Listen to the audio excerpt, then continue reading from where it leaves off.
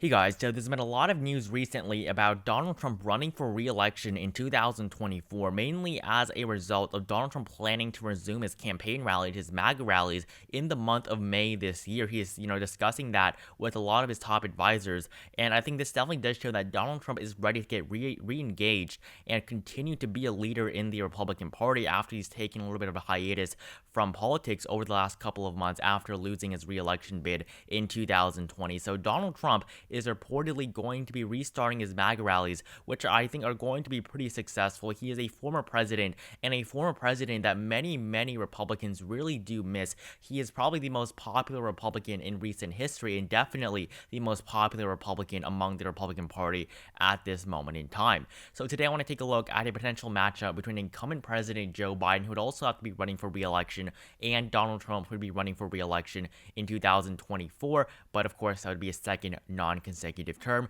that he would be running for. And I mean, these two candidates in 2020, they were already the two oldest candidates ever in a presidential election, and now they would be older by 4 years, breaking their record of by 4 years that they set, both of them 4 years ago, or 4 years before 2024, which would be 2020. So before we get into this, make sure to join my Discord server if you have not. The link to which is at the very top of the description below, so make sure you join that if you have not. So I'm going to fill in the solid states for both Joe Biden and Donald Trump first. But for Joe Biden, definitely if he runs for re-election, he's currently at a pretty good standing. His popularity is relatively high, but much higher than Donald Trump's popularity when he left office.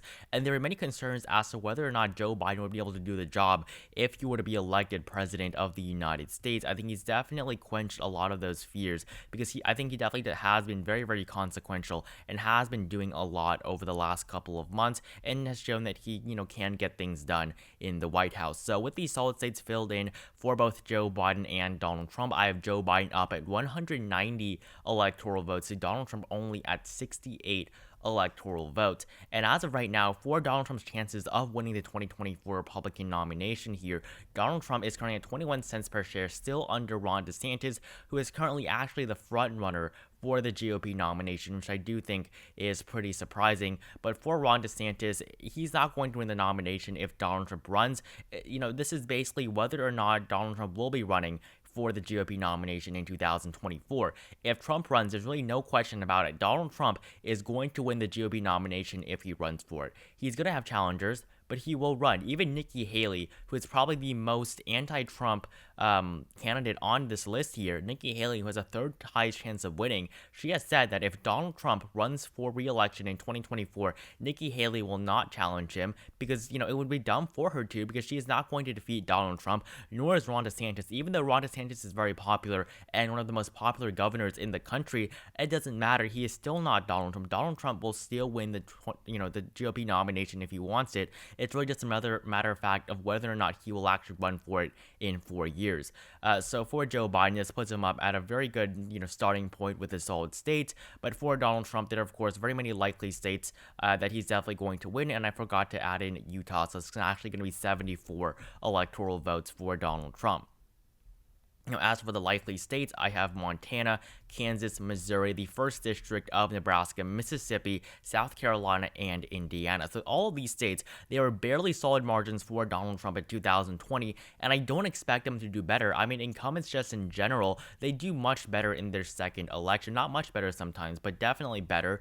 Barack Obama was definitely an anomaly where he won re-election in 2012 by a smaller margin than he won in 2008, but his 2008 victory was very impressive against a pretty weak Republican candidate. Although John McCain, currently, was very popular, you do have to remember that John McCain was not very popular, nor, too strong of a candidate. He also picked Sarah Palin as his vice president. So Barack Obama won big in 2008. He still did win by, pretty comfortably in 2012, but him winning by a smaller margin in 2012 really was an anomaly. I mean, presidents, if they lose re-election, then they lose it, but typically when they win re-election, they win by larger margins. You saw this with George W. Bush, who won his his first term with 271 electoral votes, and then his second term with 286 electoral votes. Same thing for Bill Clinton. 1992, he won 370 electoral votes, and then 1996, Clinton won 379 electoral votes. So definitely incumbents do typically do better because they have, they've already served in the job, and they've proven that they've been capable of doing it, at least to a good portion of the country. So Joe Biden definitely, I think, would have the advantage coming to 2024, because coming to 2020, Donald Trump was really expected to win until COVID hit, which really did hinder his chances at re-election. So with the likely states filled in, this puts Trump at 121 electoral votes. If you look at these states from the 2020 election, you'll see states like Kansas. Kansas was even likely in 2020. South Carolina was as well. Indiana was barely solid, but Mike Pence, you have to remember, is the former governor of the state. He's still pretty popular there, and he was Trump's VP. In 2024, Mike Pence is not going to be running again with Donald Trump. That is just not going to happen, which is why this margin is likely to go under 15%. You do got to remember that this state was won by Barack Obama in 2008. So really, it has not been red for that long. And states like Missouri, the state of Missouri just in general, the rural interior is not moving to the right anymore. This used to be a bellwether state. It did become very, very red over the last decade or so, but Missouri is coming back. It is slowly getting less and less red as it was just a couple of years ago. But for the state of Missouri, 15.4%, pretty weak margin for Donald Trump, especially compared to 2016. Mississippi as well, only 16.5%, and Montana, only 16%. Montana, Missouri, and Mississippi, these states all trending to the left, although it's not the quickest trend. These states in the Sun Belt in Missouri, in Montana, which is a little bit different up north here, they are trending towards the left, and they are trending towards Joe Biden, and definitely Joe Biden can improve by 1-2% in all of these states. So Joe Biden now with 190 electoral votes, I'm going to fill in his likely states, not as many as Donald Trump, but you do have the state of New Mexico, which was a state Biden won by basically 10%. Clinton won it by around 8% in 2016, so only 2% increase. But Colorado, the reason why Colorado is solid is because Biden went from basically 5% for Clinton to almost 14% for himself in 2020, and so definitely Biden can improve by a measly 1.5% in Colorado for his re-election in 2024. And for the state of New Mexico, I don't think the increase is going to be as much, but I definitely do see Joe Biden doing better here in 2024 than he did in 2020. And on top of that, I have the state of New Hampshire. This state was won by Joe Biden by 7.1%. As you can see, Biden won it by 7%. In 2016, Clinton only carried it by 0.3%. Definitely a very, very disappointing margin for the former Secretary of State. But for Hillary Clinton, she definitely did very, very poorly there. Even though it was neighboring Vermont, she did terrible in New Hampshire. But in 2020, Biden won Vermont by 10 points higher. This, of course, is Bernie Sanders' home state. And then in New Hampshire, Biden won 7.4% over Donald Trump, bringing the state back to a lot more blue than it was 4 years before this. And in a state of not state of Pennsylvania, but the state of Virginia as well, Joe Biden won it by 10% when Clinton won it by 5%, and her VP was from the state of Virginia. So Joe Biden, I think, definitely will be able to pick up Virginia with a likely margin. And finally, the state of Minnesota is my final likely state, but there's also the 2nd District of Maine, which is a little bit different. But the 2nd District of Maine will be likely for Joe Biden like it was in 2020. And then in the state of Minnesota, 9 electoral votes. I have that going for the president as well. If you look at Minnesota, 7.1% for Joe Biden. This state has the longest Democratic voting streak. It has not voted for a Republican since the 60s, and definitely it is going to be a pretty solid hold for Joe Biden. Even the margin is not going to be as large, it's still 7.1%. It can definitely increase off of that in 2024 with Joe Biden being the incumbent president. So this puts Biden up at 223 electoral votes. Donald Trump 121. So for Donald Trump, he is going to win Iowa and Ohio. I'm actually going to put them in the lean column for now because his victories in 2020, although they were strong, 8% in Ohio and 8.1%, I think definitely Joe Biden can improve off of that as the incumbent in 2024 and bring those margins under 7%.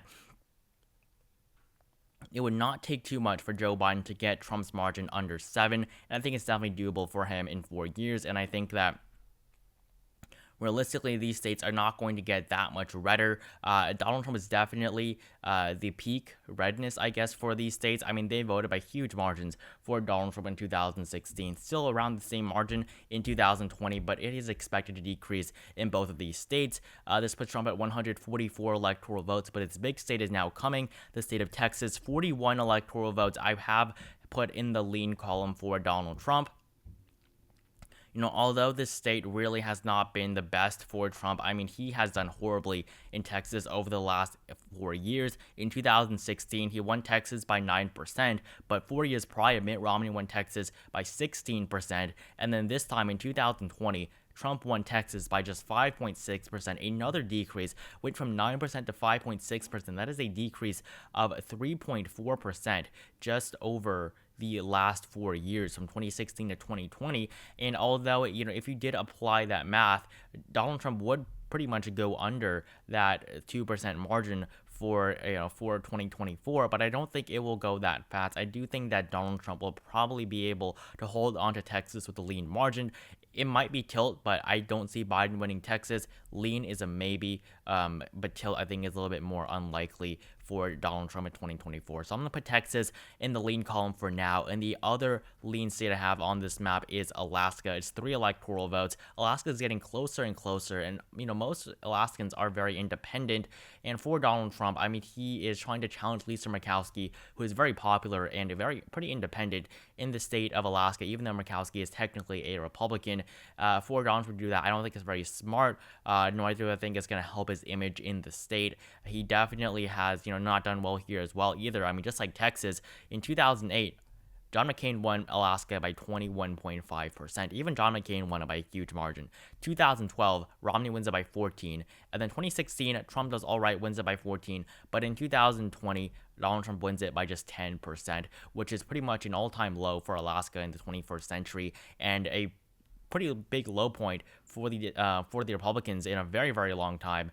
And I also have the 2nd District of Maine as lean for Donald Trump. The margin was around 7%. I can see it definitely going down in 2024. And for Joe Biden, it's going to be likely in the 2nd District of Nebraska with 6.6% for him in 2020. Again, I can definitely see an increase in margin there for the incumbent president. So this puts Joe Biden up at 224 electoral votes and Donald Trump at 189 electoral votes. I want to start off by giving Joe Biden the Rust Belt. Michigan, Pennsylvania, I have as lean states on this map. I think definitely the margins can be over 2% in both of these states. It was over 2% in Wisconsin in 2006 or 2020, and in Pennsylvania the margin was 1.2%. While in Wisconsin the margin was 0.66%, and I do expect the margin to stay under 2% in 2024. However, Donald Trump will be awarded the state of Florida by a tilt margin, giving him 220 electoral votes. And, this is now 12 electoral votes from the amount that he won in 2020. However, I will be giving Nevada as another lean state to Joe Biden. This does put him up over 270 electoral votes. He's now at 274 electoral votes. State of Nevada has been pretty consistent. And if you want to take a look at the Rust Belt as well, Pennsylvania won by Biden by 1.2%, Michigan 2.8%, and Wisconsin 0.63%. 2016, these 3 states were all tilt states for Donald Trump, 0.7, 0.2 in Michigan, and then 0.72 in Pennsylvania. However, in 2020, Joe Biden flipped all of them. He also held on to Nevada by 2.4%, the same margin that Clinton won it by, and he flipped Arizona. Arizona in 2016 was won by Donald Trump by 3.5%. That was already a very weak margin, considering that in 2012, Romney won it by 9%. So Trump did terrible in Arizona in 2016, but in 2020, he did even worse as Joe Biden has flipped the state, and he has also flipped Georgia by 0.23%, while in 2016, Georgia went to Trump by 5%. Donald Trump won Georgia by 5% in 2016, and now in 2020, he lost it by 0.23%. So I will be giving Joe Biden both Arizona and Georgia. I do think they'll remain tilt, Arizona especially. Georgia, you could go over. You saw Raphael Warnock defeat Kelly Loeffler by 2.4%. However, it's still pretty unlikely that Joe Biden actually does go over 2%, and this puts Biden up at 302. And the final state on this map, North Carolina, I have as going to Joe Biden. In 2016, Trump was able to win North Carolina by 3.7%. 2020, the margin went down to just 1.3%. And in 4 years, I can definitely see this shifting more and more to the left. As North Carolina, I mean, you saw in 2012, Romney won it by 2%. It has been pretty on the edge over the last couple of years, with Barack Obama actually winning it in 2008 by a very, very small margin. That was a pretty record-breaking win for him there. However, definitely it has been read a little bit more over the last couple of elections, but Biden has made good, steady he has made steady improvements in his performance for the Democratic Party in North Carolina, and I think that can definitely help out the party itself in the state, which really, it's pretty surprising that North Carolina went red while Georgia actually went blue. So thank you guys so much for watching this video. I actually have this other map right here. This is actually the map with the actual redistricted numbers after the 2020 census. As you can see, California 54 electoral votes, but Texas and Florida only have 30, not 31. The YPMS map is a little bit outdated, so that's going to be fixed soon. And Arizona on this map is 12, while in reality it will only hold on to 11 of its electoral votes. So it'll actually come down to 319 to 219 with this map in 2024. So it's off by one electoral vote, but until YPMS fixes this, I'm going to be showing you this map here, and then I'm going to be showing you the actual numbers, which would really only change by 1 to 2 electoral votes. So not that big of a deal. So thank you guys so much for watching this video. Make sure you like it down below if you enjoyed it. Subscribe to my channel if you have not. Comment down below whether you believe Joe Biden or Donald Trump would win with a potential matchup like this in 2024, where both candidates will be running for re-election. Join my Discord server if you have not. The link which is at the very top of the description below. A pretty cool mock government on there, so make sure you join that if you have not, and I will see you guys in the next video.